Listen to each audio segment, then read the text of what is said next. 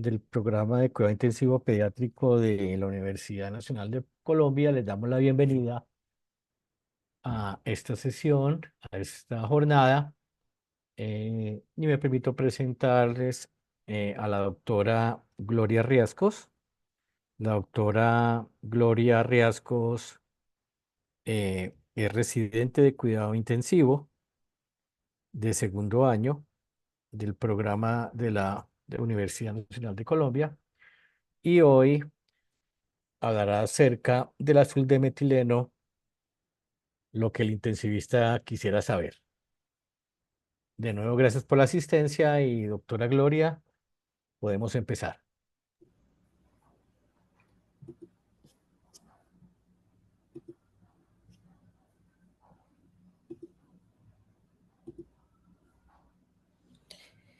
Buenas noches a todos. Gracias, profe, por la presentación. Mi nombre es Gloria Alejandra Riascos Pinchao. Yo soy residente de cuidado intensivo pediátrico de la Universidad Nacional. El tema que nos reúne el día de hoy es el azul de metileno. El título de lo que el intensivista quisiera saber es porque realmente, pues, durante la charla vamos a mirar qué realmente tenemos y en qué nos estamos basando básicamente para la utilización de este medicamento. Nuestra agenda de hoy, inicialmente con las generalidades e historia, el mecanismo de acción, tanto en diferentes indicaciones que tenemos del azul de metileno, la eficacia que se ha demostrado, la administración basado pues, en lo que tenemos en la literatura, los efectos secundarios, unas perspectivas del abordaje del estudio del medicamento y unas conclusiones para llevar a casa. Inicialmente, pues cuando tenemos un compuesto como el azul de metileno que nos llama mucho la atención porque en general muchas veces se lo utilizaban pues desde pequeños en las clases de química o lo escuchábamos en la utilización de otros ambientes diferentes a la medicina hasta que llegamos por acá. Entonces uno queda pensando qué es este compuesto. Es una molécula aromática heterocíclica relacionada con la fenotiazina. Tiene una estructura que permite que sea un donante, pero también un receptor en diferente conformación química de electrones. Por lo tanto, sus mecanismos de acción están basados en esto.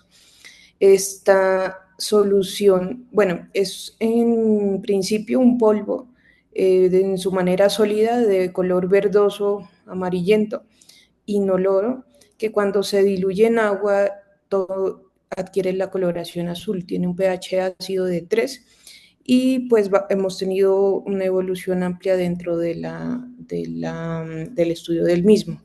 Dentro de la farmacología, el inicio de acción del azul de metileno por vía venosa más o menos está entre 1 y 2 minutos, con una vida media plasmática terminal de 5 a 6 horas, aunque se reporta ya la caída más o menos a los 40 minutos según la dosis.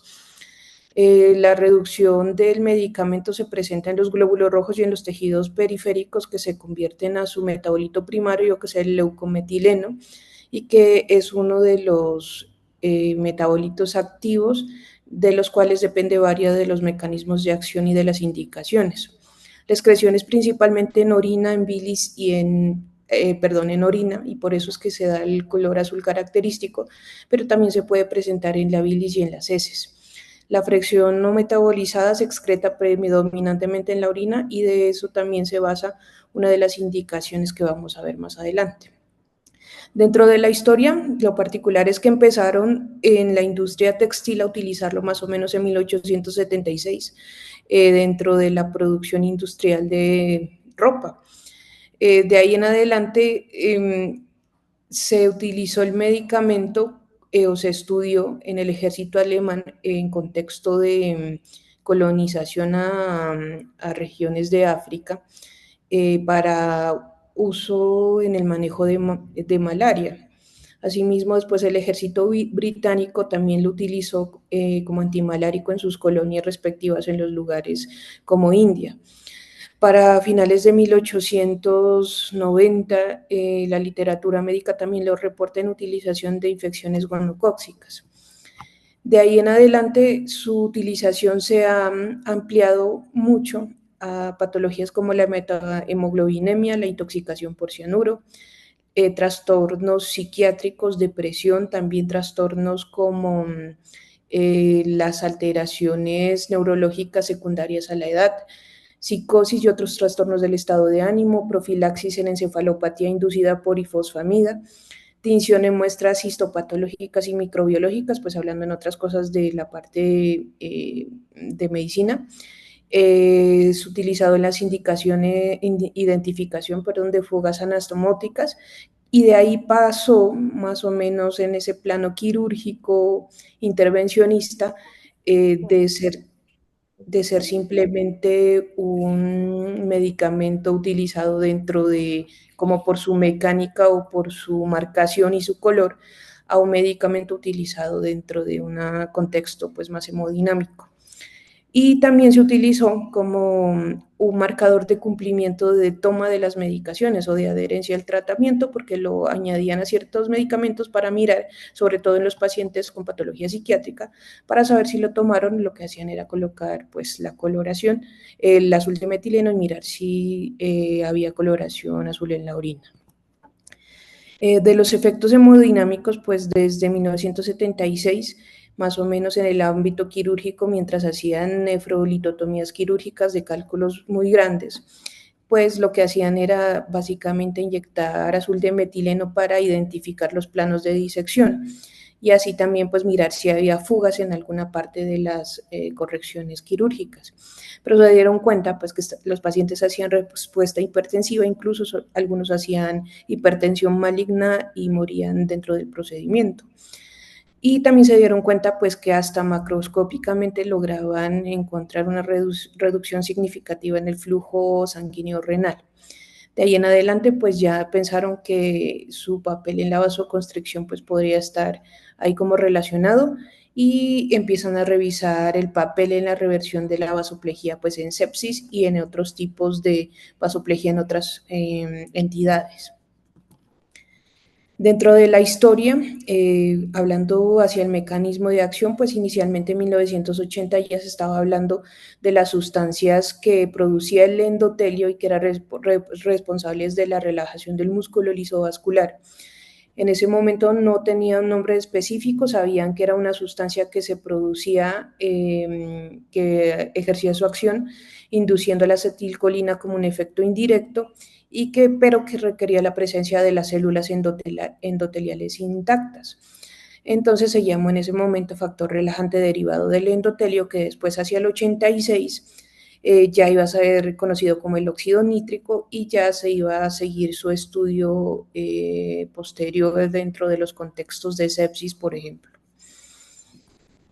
Entonces, dentro de los mecanismos de acción hay varios, hay unos más taquilleros que otros, pero pues encontramos desde la regulación de la acción redox, que básicamente aquí estamos hablando de manera molecular. En este tipo de regulación se han basado estudios como, por ejemplo, en los estudios de disminuir las alteraciones de la edad, en la protección neurológica de los pacientes, por ejemplo, sometidos a quimioterapia, y en otras que vamos a ver pues posteriormente. Entonces, ¿qué tenemos aquí? La cadena de electrones. Estamos a nivel microscópico, en donde vamos a tener la cadena de electrones como última eslabón dentro de la producción de energía. En la mitocondria, en la parte de la membrana interna, vamos a tener diferentes complejos del 1 al 5, que básicamente van a permitir que logremos producir esa energía. Con la relación del azul de metileno con esto es que generalmente con el paso del tiempo las mitocondrias van a perdiendo funciones, y generalmente los que primero se afectan son los complejos 3, el 1 y el del citocromo C. Generalmente el que más se afecta es el 1 y es uno de los que más electrones produce. Entonces, cuando sucede eso, este electrón, que hace parte de lo que es la cadena y debería pasar al siguiente nivel, no pasa y queda como embebido dentro de la matriz mitocondrial, y queda disponible a que haya reacción con el oxígeno y se produzcan especies reactivas de oxígeno. La idea es que el azul de metileno se une a esos electrones como aceptor, se va en proceso de oxidorreducción, lo toma y lo puede llevar pasando estos dos complejos hasta el citocromo C. Claramente pues va a haber una alteración dentro del flujo, pero va a evitar que ese electrón quede disponible y que se produzcan más especies reactivas de oxígeno y podría seguir normalmente pues dentro de la cadena de electrones. ¿Con qué idea? De que si disminuimos las especies reactivas de oxígeno, pues disminuimos la acción de estas sobre la membrana interna mitocondrial y sobre un daño mitocondrial, tanto en esta mitocondria como en las que estén cerca.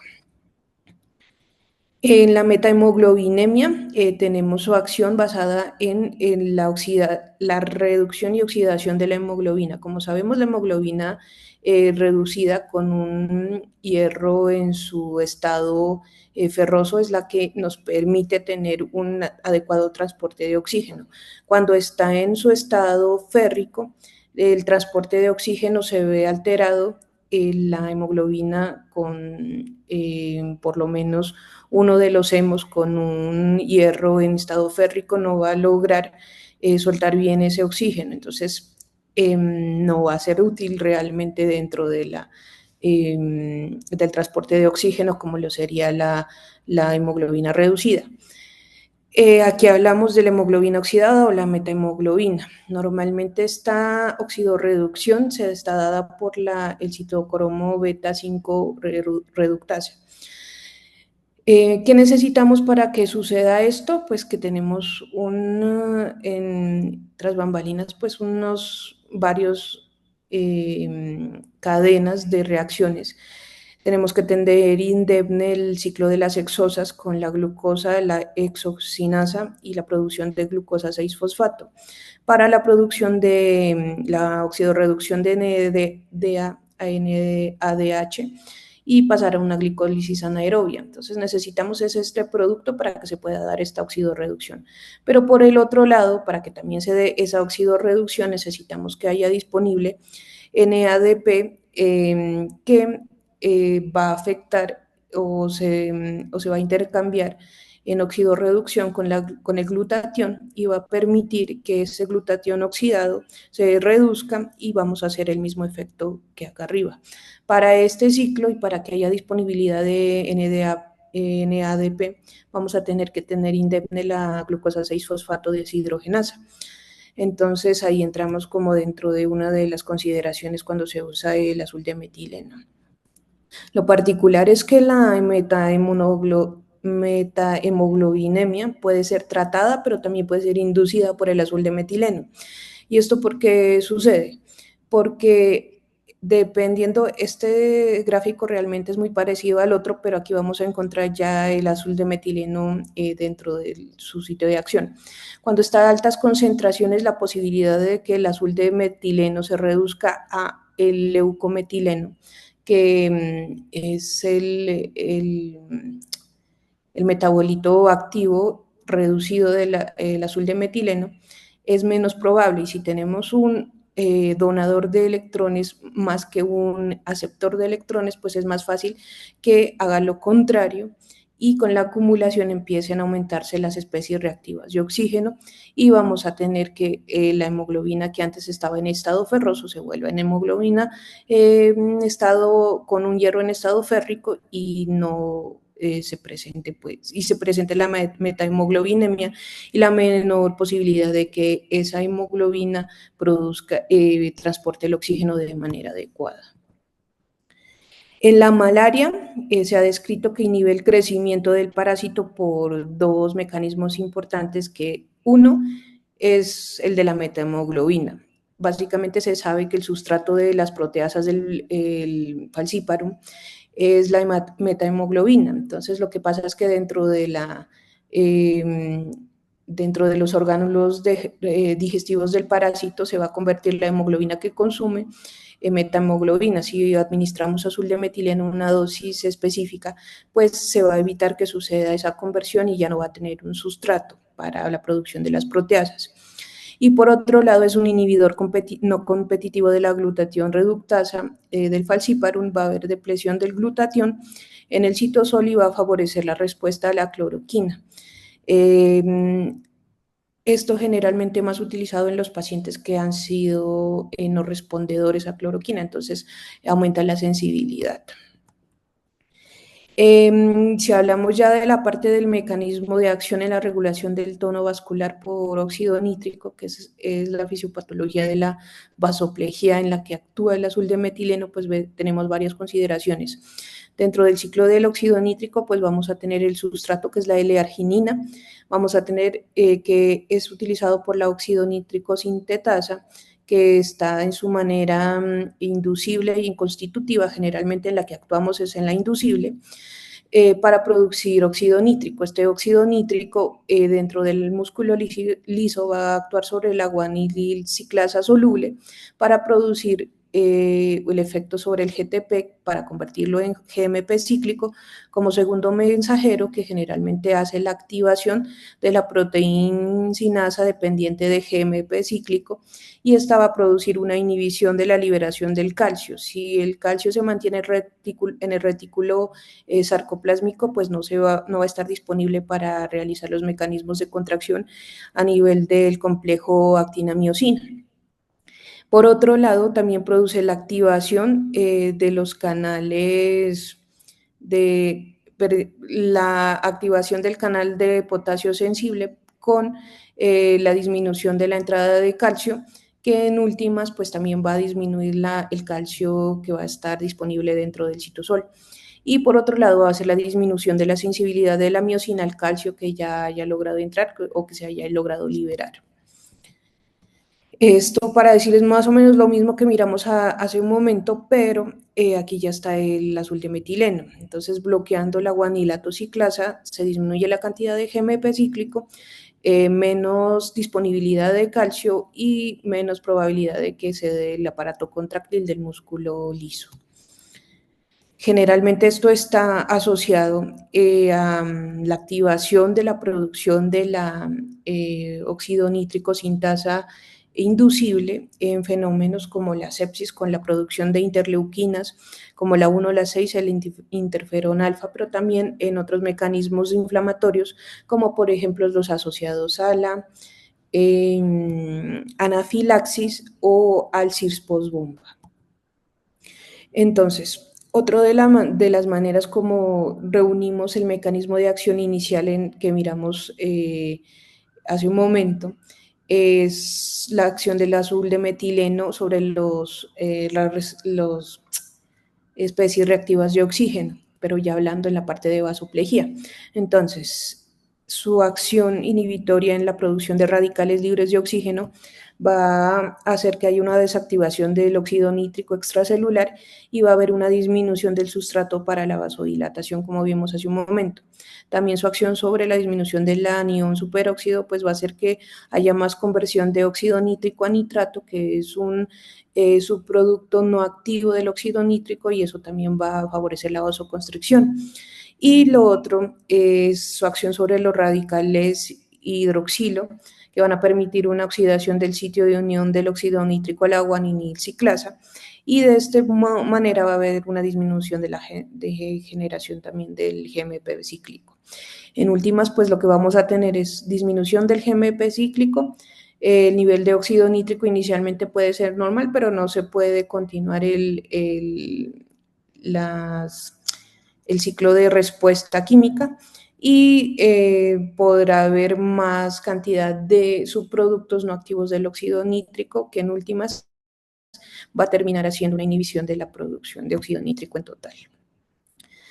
Entonces, cuando inicialmente casi todos los medicamentos inician con un uso por plausibilidad biológica o por una coincidencia, y después alguien piensa por qué podría servir. Entonces, cuando hablamos de vasoplegia, pues teniendo en cuenta que en lo que más se usa es en choque séptico, en anafiláctico y en CIRS postbomba, pues estamos hablando de la parte de la fisiopatología de este tipo de choque, en el que está implicado la vasodilatación periférica o el patrón hemodinámico de vasoplejía. Normalmente lo que nosotros tratamos de hacer en todo tipo de choque es tratar de manejar la causa. En el caso del choque séptico, pues vamos a tratar de colocar antibióticos tempranos, eliminar toxinas o mediadores inflamatorios si podemos, pero generalmente esto se demora. Mientras tanto, pues vamos tratando de mantener el sistema, tratando de combatir esa disminución de la perfusión tisular. Entonces, ¿qué hacemos para mantener la perfusión tisular? Manejo prudente de líquidos, optimización de volumen intravascular, el uso de vasopresores como las catecolaminas y tratamos de proteger el glicocálix. Pero generalmente cuando los pacientes están en un ambiente como el que estamos describiendo aquí, que ya se está yendo hacia el choque refractario, porque terminamos utilizando unas dosis muy altas de vasoactivos, generalmente de catecolaminas, que en últimas van a tener ya cada vez más efectos adversos, aumento del consumo de oxígeno miocárdico, arritmias, isquemia miocárdica, disfunción inmunológica, que va a empeorar el cuadro hacia arriba. Y todo eso pues va a desencadenar en mayor aparición de disfunción orgánica múltiple. Ahí nos aparece como un pero, una cuestión, y es que, por ejemplo, para la protección del glicocálix o para la protección de la microcirculación, pues el óxido nítrico es algo como importante, pero ahí entra la plausibilidad biológica que nos habla básicamente de que la vasoplejía debe ser el fenómeno predominante en este momento del choque al menos, porque después cuando nos estamos yendo hacia la vasoconstricción muy importante, pues obviamente ya no va a tener el mismo eficacia. Entonces, dentro de la literatura uno puede encontrar muchas indicaciones en choque, generalmente todo, como todo en pediatría, primero basado en los estudios de adultos y después pues los fuimos extrapolando y en esto de azul de metileno casi todo lo hemos extrapolado básicamente, pero encontramos pues indicaciones en choque refractario a fluidos y catecolaminas, en niños con choque con hipotensión refractaria, con función ventricular normal en principio. ¿Por qué? Porque obviamente como vamos a hablar del fenómeno de aumento de la poscarga por vasoconstricción, pues los fenómenos o el efecto deleterio sobre el aumento de la poscarga sobre un corazón que ya está de alguna manera afectado, pues ya puede ser más considerable. Cuando se habla de refractariedad, y esto es uno de los problemas de los estudios que hay en niños y en adultos, es saber en qué momento se coloca, que lo vamos a ver más adelante, pero en general se ha estado como acostumbrado a que esto es una escalera y pues no es del todo así, en el cual uno va alcanzando unas dosis de catecolaminas o de vasopresina que son más o menos equiparables, que es lo que hace el BIS para tratar de decir definitivamente necesito otro mecanismo de acción, pero en un momento vamos a ver en qué vamos en eso. En general es en síndrome vasopléjico. En los pacientes trasplantados también hay una mejor respuesta porque generalmente su fenómeno vasopléjico es muy considerable. En los pacientes en CIRS post-bomba también han tenido una buena respuesta, generalmente en los adultos, pero en los niños también pues vienen en aumento. En el paciente con choque anafiláctico o con trasplante hepático, como ayudantes en el manejo con catecolaminos en los escenarios de vasoplejía y en los sobredosis de fármacos cardiovasculares como los bloqueadores de canales de calcio. En el choque refractario, pues teniendo en cuenta, y se los coloqué aquí porque hay una consideración en específico que tenemos que ver. Generalmente cuando encontramos que pese al manejo con catecolaminas, con volumen, con los diferentes manejos iniciales que tenemos para un paciente en choque, seguimos con acidosis láctica que seguimos vigilando y no mejora, no depura el lactato. Hay dependencia de los vasopresores e inotrópicos que generalmente en en cómo se equipara la dosis de los vasoactivos hacia la dosis de la noradrenalina, pues ha ido bajando progresivamente, algunos colocan 20, algunos colocan 15 y va disminuyendo, tratando de hacer una un manejo un poco más temprano. Pero también habla pues de una disfunción miocárdica y es ahí donde entra como el interrogante. En general, la disfunción miocárdica implica que el paciente haya tenido un paro cardíaco con respuesta a reanimación o que tenga una alteración en el ecocardiograma. El problema es que ahí entramos en conflicto un poco con la parte de manejo de un medicamento que nos va a aumentar la poscarga en un corazón que esté lesionado. Entonces, por eso se los coloco en interrogante porque colocan como disfunción miocárdica, pero preferiblemente que no haya llegado hasta allá. Entonces, ¿qué tenemos como dentro de la evidencia? Como les dije hace un momento, revisé muchos artículos tratando de encontrar específicamente en pediatría, pero pues uno se va dando cuenta hacia dónde va y ya le toca empezar a buscar qué tienen los adultos. Entonces encontré un metaanálisis en pacientes adultos con 6 ensayos clínicos. En total son 302 pacientes. Al final hay varios problemas en casi todos los ensayos, incluyendo en adultos, y es que la población a las que se le coloca azul de metileno y los protocolos que se utilizan hacen que tengan mucha heterogeneidad cada ensayo. Entonces, ¿de qué depende? De la dosis, de cuándo lo inician, de si solo colocó bolos, si colocó infusión. Entonces fue difícil que ellos lograran pues como homogeneizar la muestra para saber que generalmente sirve o no sirve. Y al final pues si bien encuentran ciertas consideraciones que en el estudio de estos 6 ensayos, la mortalidad a corto plazo en los pacientes que recibieron azul de metileno les fue mejor, se alcanzaron las presiones arteriales medias que consideraba metas que también eran diferentes, también de una manera más favorable hacia el lado del azul de metileno, la duración de los vasopresores era menor en el lado del azul de metileno y la duración de ventilación mecánica también. Pero ¿qué pasa? Pues que al final hay escasez de evidencia de alta calidad en los mismos estudios que tomaron para hacer el estudio en general y no encuentran diferencias significativas que están, y no encuentran diferencias significativas en los eventos adversos, pero todo esto basado en estudios que realmente son difíciles de comparar. Asimismo, otro más con 141 pacientes, ellos miran ventilación mecánica, tiempo de vasopresor y estancia en unidad de cuidado intensivo. Todos, como se pueden dar cuenta, van hacia el lado del azul de metileno con respuesta favorable, pero lo mismo, estudios muy heterogéneos, poblaciones pequeñas y con una certeza de evidencia pues baja. Entonces, pues es difícil también hacer esa comparación. En pediatría, la mayoría son estudios de corte, reportes de casos, series de casos. Encontré este que era como un retrospectivo que tenía un poco más de población, pero aún así es muy pequeña y la mayoría que encontré son pequeñas. Son un estudio que se basó en o buscó los pacientes inicialmente en shock resistente a catecolaminas. Trataban de buscar la eficacia y seguridad del azul de metileno en población pediátrica. Se trata de un estudio observacional, es en Nueva York, en el Hospital Pediátrico Mount Sinai, entre el 2011 y el 2021, o sea, 10 años. Captaron los pacientes buscando básicamente en su registro de fármacos cuántos azules de metileno habían salido en administración y ahí fueron buscando pues de esos pacientes en qué indicaciones los habían recibido. Entonces, 18 administraciones por vasoplejía, general 16, perdón, para shock vasopléjico, 11 para tinte quirúrgico y 4 para metahemoglobinemia.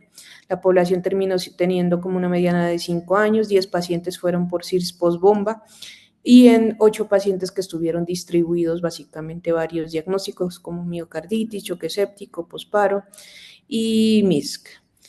Los efectos adversos, pues no encontraron mayor incidencia de aparición de estos efectos. Generalmente los que más buscaron como considerados más graves era la presencia de anemia hemolítica y síndrome serotoninérgico. Las dosis que utilizaron, eso fue otra de las consideraciones, ninguno recibió infusión continua, solamente bolos, 1, 2 o hasta 3 bolos de 1 miligramo por kilo. Los resultados, pues sí, 4 de 18 pacientes les mejoró el bis a la hora, 10 de 18 a las 6 horas, perdón, aquí quedó sin el 6. Y en general, pues el BIS, la presión arterial media, la presión arterial sistólica, pues en 8 de 18 pacientes a las 6 horas. Entonces concluyen pues que el azul de metileno puede ser considerado una terapia de rescate en el shock de resistencia a catecolaminas en pediatría, pero obviamente necesitan estudios experimentales, prospectivos y de alta calidad pues para asegurar esto. Entonces uno cuando tiene un medicamento así, ¿qué quiere saber? Pues en lo práctico, ¿qué va a hacer? Porque probablemente si no encontramos un efecto adverso o un daño específico del medicamento, pues lo vamos a tener que seguir utilizando hasta que estudiemos cómo utilizarlo bien. Entonces, ¿qué se tiene como en estudios de adultos? Que la dosis más usada es 2 miligramos por kilo en bolo, de manera intravenosa con una perfusión más o menos en 10 a 20 minutos, seguido de una infusión continua en algunos estudios, porque encontraron que las concentraciones plasmáticas disminuyen bruscamente a los 40 minutos, aunque si podemos recordar más o menos teníamos una vida media de 2 a 4 horas. Otros estudios que reportan hasta 4 miligramos por kilo en el uso como dosis segura para adultos, otra vez, con una infusión iniciada 2 a 3 horas después del bolo, esto basado en la vida media del medicamento. Y generalmente esas infusiones que iban de 0.25 a 1 miligramo por kilo hora consideradas como seguras en adultos. En pediatría, la dosis considerada como segura es de 1 miligramo por kilo, que va hasta 2 miligramos por kilo en otros estudios. Generalmente se administran 10 minutos y la infusión continua de 0.25 miligramos kilogramo hora hacia arriba. Las dosis, lo que sí se sabe y de lo que sí hay reporte desde el principio del uso de manera intravenosa para vasoplegias, que después de 7 miligramos por kilo, definitivamente hay compromiso de la perfusión esplácnica y peores resultados y alta mortalidad. ¿Qué se coloca? Bolos, infusiones repetidas, pues hay estudios de todo, bolos únicos, infusiones repetidas, 3 bolos, infusiones a dosis bajas o infusiones seguidas de bolos, o sea, al revés. Ninguna de estas teniendo mejor resultado que otra. En infusiones en bolo seguida de infusión continua, en algunos estudios sí muestran una disminución de la mortalidad a los 28 días y por eso es que, por ejemplo, en pediatría es una de las opciones que nosotros utilizamos. La dosis debe ajustarse según la función hepática y renal, por lo que miramos hace un momento en la farmacología del medicamento. Algo muy particular, la duración de la administración o en qué momento hacerla. Entonces, si uno se basa en la fisiología, la guanilato ciclasa durante la respuesta inflamatoria tiene un comportamiento bifásico en el que inicialmente instalada la vasoplegia, o sea que nos muestra que realmente está hiperactiva o más inducida la producción de óxido nítrico sin tasa inducible, es en las primeras 8 horas. Entonces, eso para decir que no es un medicamento en el que debamos esperar tanto tiempo para considerar utilizarlo. Les ha ido mejor utilizando en este corte de tiempo, pero por su respuesta bifásica, generalmente a las 24 horas podría servir también. ¿Qué hay de particular? Pues que generalmente si tienen un paciente en choque refractario con esas consideraciones, el que viene por acá es generalmente el que le funcionó acá, el azul de metileno se interrumpió, pero otra vez está cayendo en un fenómeno vasopléjico y se podría volver a repetir. Esta parte entre las 8 y 24 horas o más que todo entre las 8 y 16 discutida todavía, pues porque en ese momento la cantidad de guanilato ciclasa estará francamente disminuida o agotada, entonces pues sería mucho menos el efecto. La duración de la administración. En adultos, pues tenemos reportes de 48, 72 horas como seguros, pero hay hasta 120 horas a dosis generalmente de 0,25 a 2 miligramos kilo hora, pero partiendo de las 10 horas ya tienen más posibilidad de efectos secundarios. Durante la duración total de la administración, en los adultos la mayoría de veces 6 horas y generalmente si en estas 6 horas no se ve pues una respuesta adecuada, pues se interrumpe. Y el otra aproximación es con la aparición de complicaciones, pues que realmente ya es algo que uno no debería esperar a que suceda para interrumpirlo, sino estar evaluándolo poco a poco si me sirve o no me sirve para saber si lo utilizo. La dilución, pues haciéndolo práctico, sabemos, y esto sí hay estudios específicos diciéndonos que el azul de metileno se debe evitar diluirlo en cloruro de sodio al 0,9%. En general, los iones cloruro de esta solución van a reducir la solubilidad del azul de metileno y van a hacer más fácil que se dé precipitación, incluso macroscópica. Entonces, esa precipitación va a reducir la eficacia terapéutica por inactivación del fármaco. Hay más riesgo de oclusión de las líneas de infusión, tromboflebitis, embolización de partículas y pues complicaciones mayores. Entonces, el diluyente ideal es el agua estéril o la solución de dextrosa al 5%, teniendo en cuenta que esto va a quedar una solución hipotónica. La dilución paraperiférica o paracentral pues tiene unos rangos establecidos más por la casa comercial, porque realmente no encontré mucho consenso en los estudios, pero la recomendación nos dice que por vía periférica esperaríamos tener como dosis segura una concentración segura de 0,1 miligramos por mililitro a máximo 0,5 miligramos por mililitro y por central hasta 1 miligramo por mililitro. En general, la vía más recomendada sigue siendo la vía central, porque pese a que los estudios en todo azul de metileno tienen muy pocos pacientes, sí hay muchos reportes de alteraciones, por ejemplo, necrólisis epidérmica o tromboflebitis o incluso pérdida de extremidades por síndrome compartimental e isquemia. Los efectos secundarios en general están basados en las dosis seguras. Entonces tenemos los leves que sí pueden aparecer y normalmente aparecen, que son la coloración azulada en la piel o en la orina, que generalmente se espera que hacia los 7 días ya se resuelva casi completamente. Algunas veces se demora más, pero generalmente no produce mayor problema.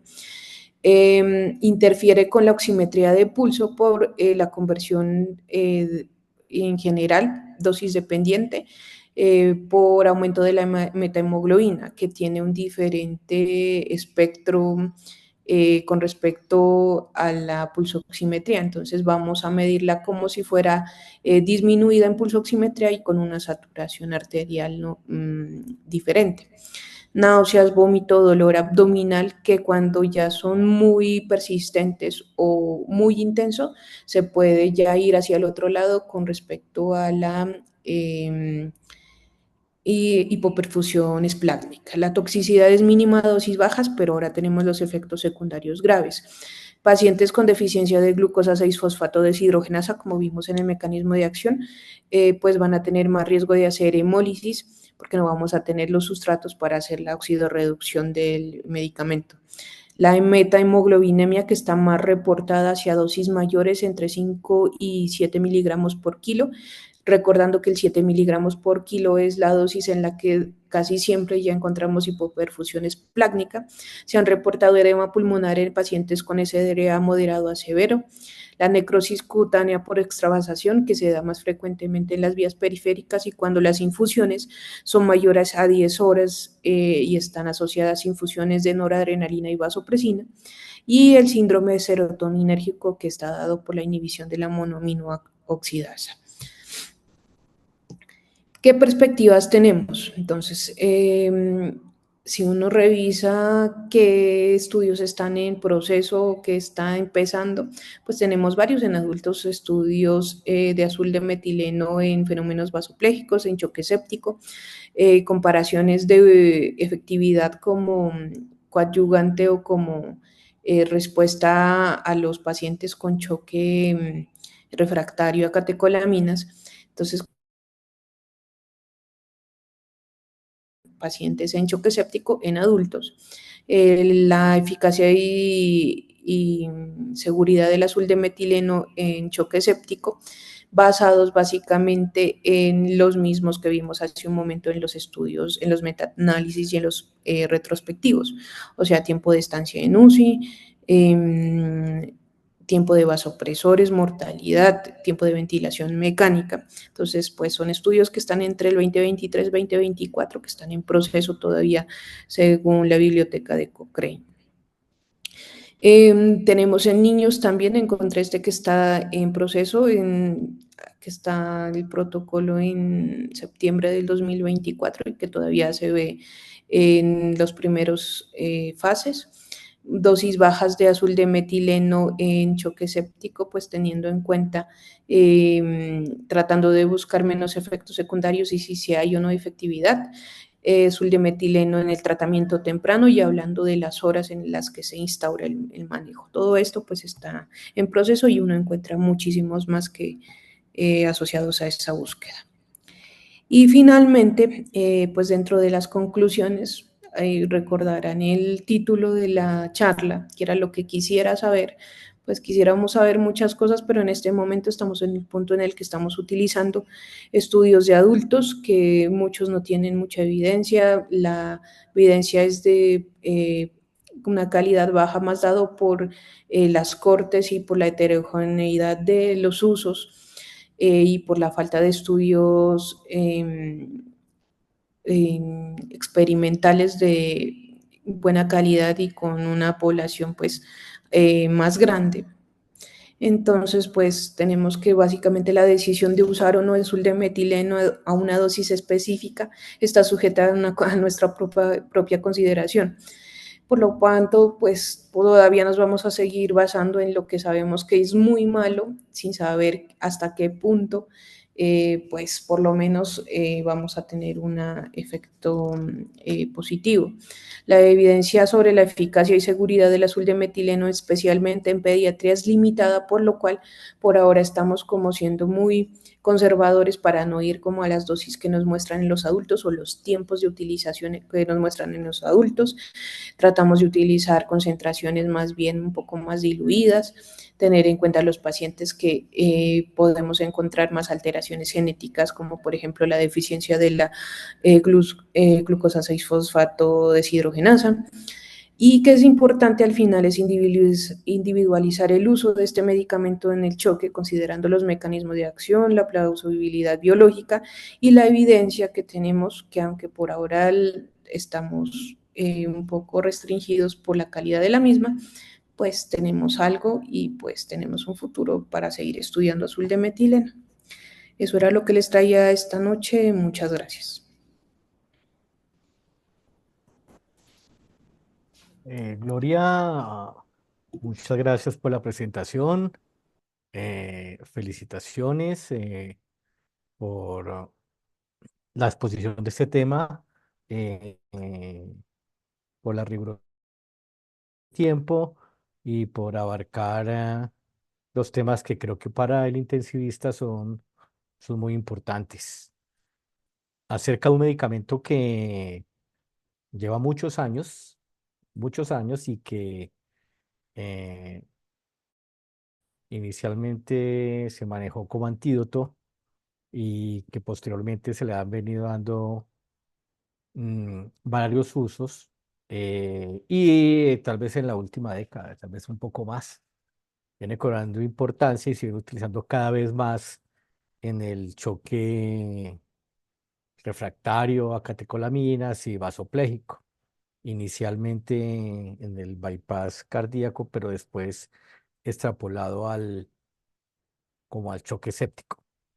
De nuevo, felicitaciones y pues abrimos al auditorio por si tienen algún comentario o alguna pregunta que se pueda responder.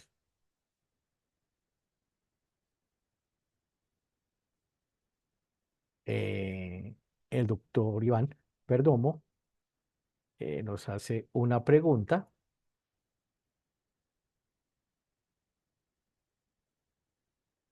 eh, para quienes hacen ECMO, se han tenido que utilizar iniciazol de metileno o tienen algún comentario al respecto. No sé si alguien del auditorio que maneje ECMO y ha tenido la oportunidad de utilizarlos puede responder esa pregunta. De lo personal, yo no manejo ECMO y no tengo ninguna experiencia al respecto. No sé si alguien del auditorio nos puede ayudar con esta pregunta.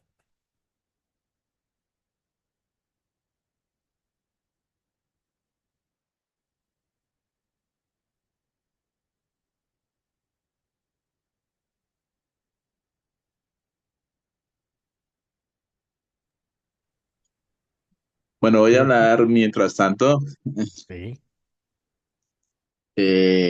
Pues antes que nada, felicitar a Glorita por este esfuerzo. Yo creo que, como decimos los viejitos, a veces nos toca bailar con la más fea y entrar a hacer una revisión donde hay tanta incertidumbre, donde no hay claridad en muchas cosas, es todo un reto, pero creo que reflejó el esfuerzo de hacer una revisión bibliográfica muy profunda para tratar de encontrar respuestas, pero como ocurre cuando tenemos excelentes presentaciones, en vez de encontrar respuestas, encontrar más preguntas. Yo siento que para los que ya llevamos mucho tiempo haciendo cuidado intensivo, yo espero que el camino del azul del metileno sea algo parecido a lo que nos ocurría cuando usábamos vasopresina, que la considerábamos como el momento previo a la epicrisis, y hoy vemos cómo un uso más temprano y oportuno cambia, cambia los resultados de los pacientes. Y eso que señaló Glorita al final de tratar de encontrar el momento oportuno donde uno pueda balancear el efecto de bloquear la vasoplegia sin afectar la perfusión. Yo creo que es algo que ojalá en los próximos años nos encontremos esas respuestas. Eh, entonces felicitar a Glorita y creo que si de pronto hay alguno de los demás profes que tengan experiencia que nos cuenten cuáles han sido sus experiencias cuando los usan, qué tipo de dosificación acostumbran a usar. Yo les cuento que yo, por ejemplo, uso bolos de 1 a 2 miligramos y dejo así. Veo que algunos compañeros usan bolito y lo dejan algunas horas y hay otros que no usan bolos, sino que usan infusiones continuas de 1 miligramo kilo hora por tiempos que no tenemos muy claro la precisión. Me gustaría oír el comentario de alguno de nuestros compañeros. Gracias.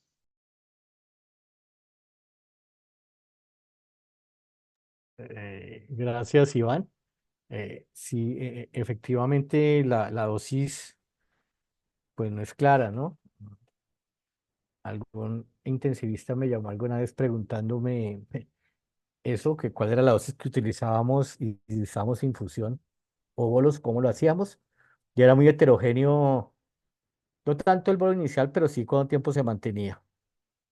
Entonces eso es un camino largo como para recorrer, pero lo que sí es claro y me uno a lo que dice Iván, es claro que debería considerarse tempranamente para de pronto obtener mayor beneficio. Pia nos escribe mm, respondiendo que pues casi siempre en ECMO venoarterial uno termina quitando la mayoría del soporte vasopresor y no han tenido que manejar pacientes con azul de metileno en ECMO, que ella recuerde. Eh, Creo que es la única experiencia. En lo particular donde yo trabajo, pues lo usamos en choque séptico, 1 por kilo, y luego sí manejamos una infusión que puede ir de 2 a 3 miligramos kilo día, que es por debajo del punto 25 miligramos kilo hora. Y también particularmente lo utilizamos en otras cosas, ¿no? Nosotros sí lo utilizamos cuando sospechamos seriamente intoxicación o neurotoxicidad por ifosfamida. Como antídoto lo utilizamos en pacientes oncológicos que reciben quimioterapia con ifosfamida y carboplatino. Pero eso es muy aparte del choque séptico. Es como la experiencia que tenemos nosotros utilizar en eso. y pareciera funcionar, aunque la literatura dice que pudiera mejorar sin el azul de metileno. No sé si hay algún otro comentario del auditorio, otra pregunta o Pero u observación. Nando y Mario quieren hablar. Ah, gracias. Nando, por favor. Y gracias, Javi. Buenas noches a todos y gracias por la invitación. Una felicitación a Gloria por la excelente presentación, un tema controvertido que tiene todavía muchas preguntas por responder y muchos elementos para construir evidencia en el ámbito pediátrico. Dos comentarios. El primero es que nosotros cada vez estamos implementando más un protocolo similar al del trabajo clásico del doctor Glenn Hernández en choque dispositivo séptico vasopléjico, tratando de disminuir el tiempo y la magnitud del uso de soporte vasoactivo. Eh, no tenemos un contexto para todavía, digamos, emitir un concepto en relación a su eficacia. Da la semblanza de que si se inicia precozmente guiados por el score vasoactivo en forma relativamente temprana, cuando ya tenemos unas dosis moderadas de noradrenalina y vasopresina y no obtenemos buenas metas de macroperfusión y buena depuración de lactato, parecería tener eh, un beneficio potencial. Sin embargo, Eh, todavía creo que hay muchas inquietudes en el momento exacto y no hay uniformidad efectivamente en los protocolos. La dosis que usamos habitualmente es de 2 miligramos por kilo en las primeras 2 horas y después bajamos a 1 por kilo hora y el tiempo promedio de uso de metileno habitualmente es de 24 a 48 horas. Eh, La peor experiencia ha sido con los pacientes oncológicos neutropénicos severos que hacen choques sépticos catastróficos, los cuales a pesar de un soporte eh, intenso, multiorgánico, aplicando todos los protocolos de paquete de medidas para choques sépticos, el resultado es devastador. Y en relación al ECMO, nosotros eh, realmente la mayoría de eh, digamos, el grupo de trabajo de ECMO. Pues ustedes saben que el choque séptico no es un buen target para la terapia de ECMO y en general los pacientes que se han incluido más corresponden a fallas respiratorias hipoxémicas, operatorios de tumores o de intervenciones de la vía aérea. Y estos pacientes exóticamente requieren soporte vasoactivo. Por el contrario, hay que utilizar un plano de sedación, analgesia profundo y manejo antihipertensivo vigoroso. Muchas gracias, Javier, y muchas gracias a todos. Nando, aprovechando que estás aquí, eh, eh, ¿alguno de los pacientes de post-trasplante hepático que ustedes manejan ha requerido el uso de azul y si lo han usado, tienen algún ajuste especial? Eh, Mira, que yo recuerdo, Iván, hemos tenido uno o dos toques sépticos en, en la etapa de postoperatorio relativamente temprano, pero lo hemos utilizado realmente por un tiempo muy corto y usamos dosis más bien moderadas. Estamos hablando del 50% de la dosis por las connotaciones metabólicas relacionadas con un injerto que apenas está arrancando. Y lo otro que siempre estamos vigilando con el azul de metileno, por supuesto, es la parte de la función renal.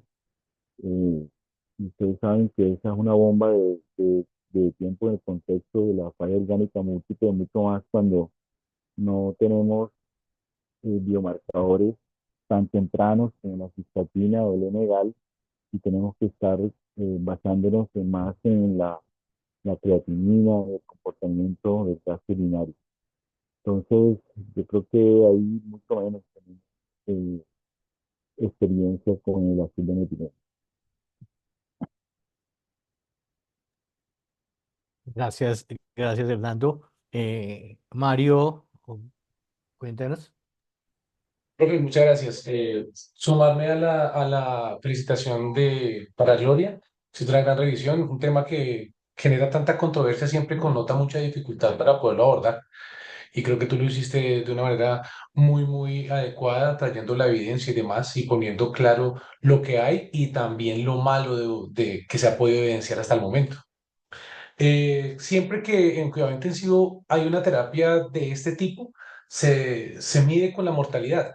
Entonces, lamentablemente vamos a cargar con ese peso de que como no afecta la mortalidad en positivo, pues se sigue utilizando como una terapia de por si acaso. Vamos a dar el beneficio a ver qué pasa cuando usamos azul de metileno.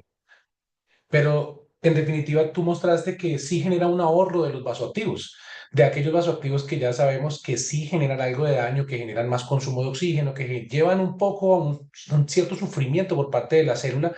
Entonces, ¿por qué no pensar que usar tempranamente el azul de metileno nos va a generar un poquito ese beneficio?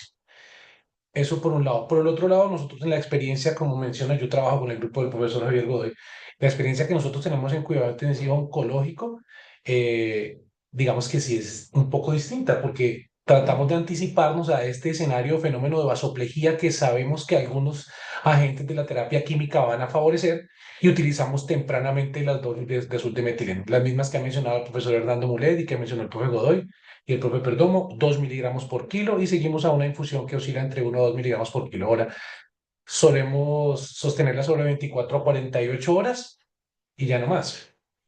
Teniendo la precaución, como mencionó el profesor Muller, de que en las lesiones renales está de cierta forma contraindicado, pero hable un poco el panorama, como tú lo mencionaste en algunos artículos, a tratar de anticiparnos a este fenómeno de vasoplejía.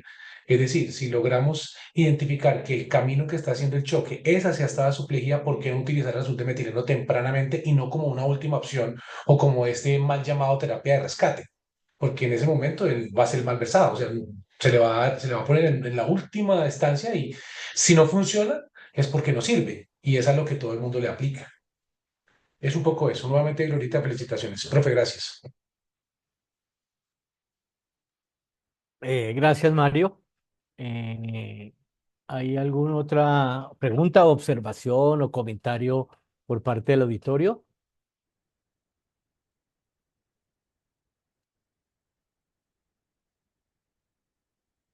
Bueno, muy bien. De nuevo, felicitar a Gloria. Gloria, gracias por tu presentación. Aprendí muchas cosas que no sabía acerca del azul de metileno. Gracias a todos por participar. Y creo que damos por terminada la sesión. Buenas noches. Muchas gracias a todos. Buenas noches.